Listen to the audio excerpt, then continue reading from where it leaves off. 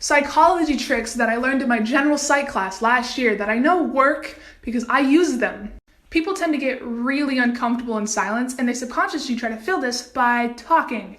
This works especially well if you're in a verbal altercation with somebody and they're kind of being an ass. Just don't say anything. Let themselves dig a deeper hole and listen to the word vomit spew out of their mouth. You can tell which one of your friends likes who by just paying attention a little bit more. If you're in a group and something funny happens or somebody tells a joke, people tend to be laughing while looking at the person they like most. I also want to apologize in advance if you do this and you notice that nobody's making eye contact with you. This last one helped me out a lot when I worked in customer service. If somebody is yelling at you or being a dick, just be like, excuse me, you have a little something in your teeth. This makes them feel very self-conscious and it stops them in their tracks every time. If you guys like this, I'll do a part 2. Part 2 of psychology tricks that I know work because I use them. You know how a joke ceases to be funny the more you have to repeat it? You can actually use this to your advantage. Let's say you're in a group, somebody's making fun of you and you don't like it. Just be like, what? And they'll repeat it and be like, I'm so sorry. What'd you say? I didn't hear that. And they'll say it again. By the 3rd or 4th time, nobody's gonna be laughing at their joke anymore. If you're at a house party and you got a drink in your hand, don't hold it up here by your chest. Try to hold it more down towards your hip. This will make you seem more open and confident, and people will be more willing to come up and talk to you. I am a very awkward person, and I've been making embarrassing videos of myself online for a very long time, so I unfortunately have to remind myself of this a lot. If you're ever cringing at something embarrassing you did years ago, stop yourself and try to remember something humiliating that somebody else did. You probably can't, so this more than likely means that nobody remembers that one time in junior year where you unironically pronounced the word memes instead of memes. If you guys still like this, I'll do a part 3. Psychology tricks that I know work because I use them, part 3. If you look or stare at somebody's lips in conversation, it's going to make them think that you're interested in them. But if you look at their forehead, it's going to make them feel really intimidated and really uneasy. Please use these wisely. Don't go around making people feel weird for no reason. So, I'm not saying that it's okay to lie, because it's not.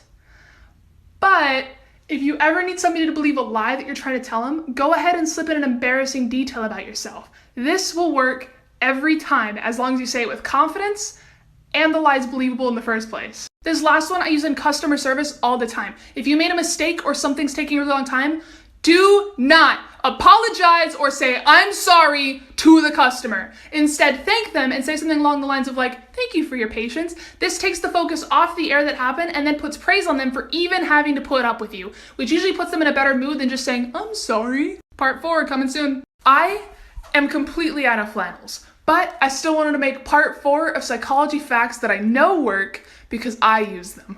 If you're walking and you're in a hurry, just stare straight ahead at where you're going. People will get out of your way. I use this trick when I'm riding around campus on my Heelys. I just stare straight ahead, not making eye contact with anybody, and it works. If you're in the middle of a conversation with somebody and you hand them something, they're gonna take it. And it's super funny because they don't realize it. Same with the other way. If they have something in their hand and you stick out your hand, they're gonna give it to you and not know why. Smiling can literally change your life. Smile at the bartender, you're gonna get a drink faster. Smile at your coworker, they're more likely gonna take that shift trade request. Smile at your kids, they're gonna feel loved. Smile at your partner, they're gonna wonder what they did to make you so happy. Smile at me, I'm gonna smile back. Smile at everyone you meet. Smile in the mirror sometimes and you're gonna feel better. By the way, it blows my mind how many of you guys enjoy these videos, so I mean, as long as you guys keep watching and keep liking them, I'm gonna keep making them. Psychology tricks that I know work because I use them, part 5.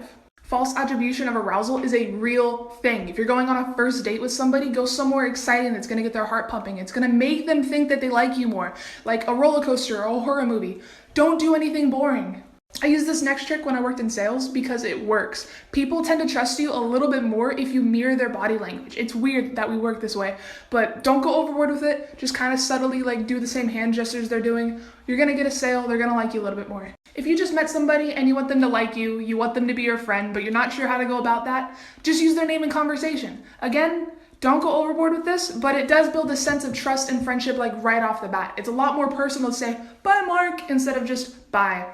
Psychology tricks that I know work because I use them, part 6. If you're ever nervous about something, chew gum. It'll trick your brain into thinking you're relaxed because we're wired to think that we're safe while we're eating.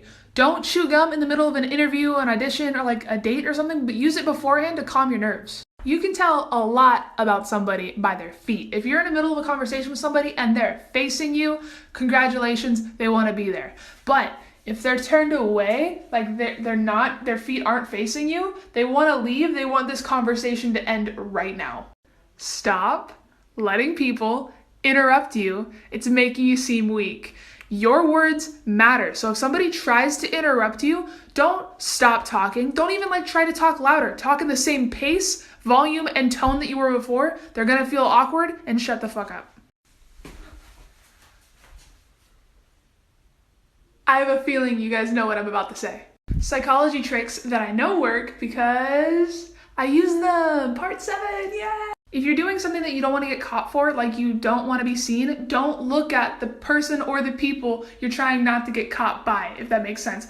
Eye contact subconsciously makes us aware that people are looking at us, so if you don't make contact of the eyes, you're more than likely not going to get caught. When you first meet somebody, try to notice the color of their eyes. This moment that it takes to do this is the perfect amount of time to show them that you're polite and interested, but not enough time for it to come off as creepy. Plus, they're going to like you a little bit more. If you want somebody to agree with what you're saying, nod while saying it. This subconsciously tricks their brain into thinking what you're saying is a fact. This works especially well in job interviews. Part 8 is coming soon, so you should definitely follow me if you haven't already. I mean, come on, I'm fun to be around. Psychology tricks that I know work because I use them.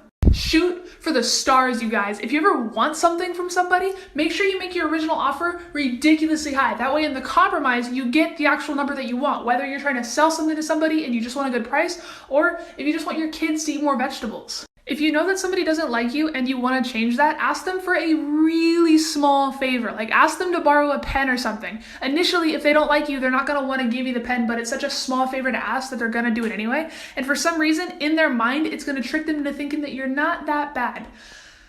Make sure you give the pen back though, because I don't like people that take my pens.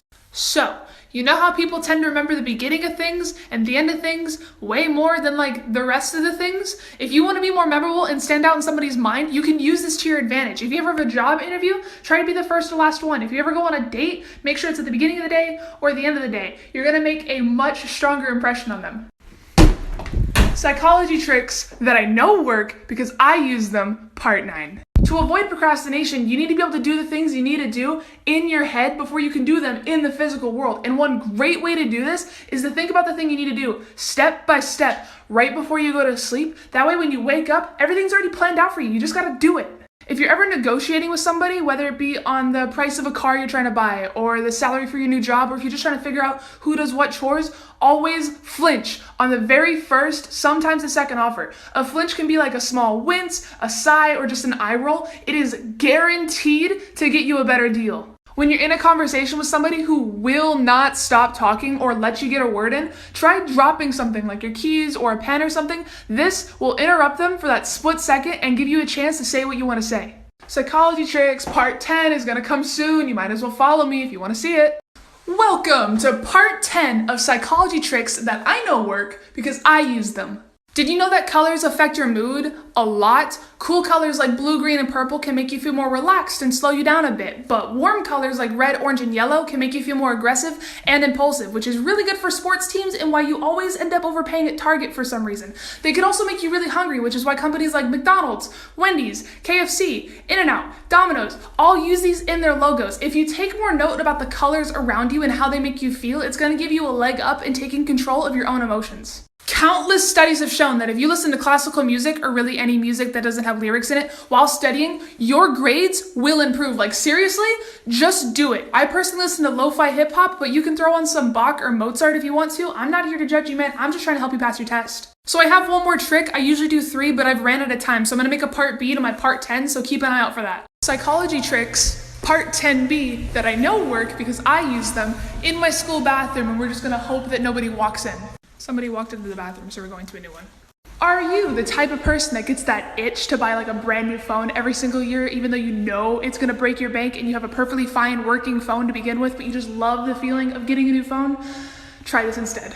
Try replacing your phone case every once in a while, that way you get a new feel. Also, replace the screen protector every time it gets gross or dirty or cracked, because there's two brands. There's Zag and Armor Edge that have lifetime warranties, which means every time you want to get a new one, you can. You just have to have your receipt and then you can go and replace it for free. I've been doing it for years, and yes, I did change bathrooms again because somebody walked in and I'm an awkward piece of shit. One last thing you can do to scratch that itch and trick your brain into thinking you got a brand new phone is actually replacing the battery every time your battery health gets past like 80%. It's $40. I'd highly recommend it. You get basically another year out of your phone. I've had this thing since junior year of high school. I'm a junior in college now. Works perfectly fine.